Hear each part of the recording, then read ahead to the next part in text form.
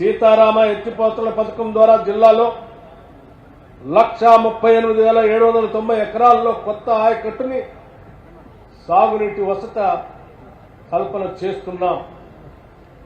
దీని ద్వారా నాగార్జున సాగర్ ఎడమ కాలువ, వైరాల్, లంకా సాగర్ ప్రాజెక్టులు చిన్న నీటి వనరులు సాగునీటి సప్లిమెంట్ చేసేందుకు పాలేరు లింక్ కాలువ నిర్మాణ పనులు కూడా చేపట్టాం. ఇట్టి పనులు 4 ప్యాకేజీల్లో జరుగుతున్నాయి. రఘునాథపాలెం మండలంలో చెరువుల కింద సాగునీటి సరఫరా చేసేందుకు మంచకొండ ఎత్తిపోతల పథకాన్ని పూర్తి చేసి 455 ఎకరాలకి కొత్త ఆయకట్టు, 157 ఎకరాల ఆయకట్టు స్థిరీకరణ పూర్తి చేశాం. మున్నేరు నది నుండి సీతారామ ఎత్తిపోతల పథకం లింక్ కెనాల్ పనులు 107 కోట్లతో మంజూరు చేశాం.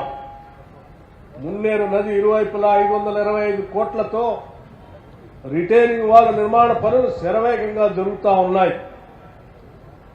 మధిర నియోజకవర్గంలోని ఎరుపాలెం, మధిర మండలంలో నాగార్జున సాగర్ జోన్ 3 ఆయకట్టు రైతులకి సాగునీరు అందించేందుకు 630 కోట్లతో చేపట్టిన జవహర్ ఎత్తిపోతల పథకానికి శంకుస్థాపన చేశాం.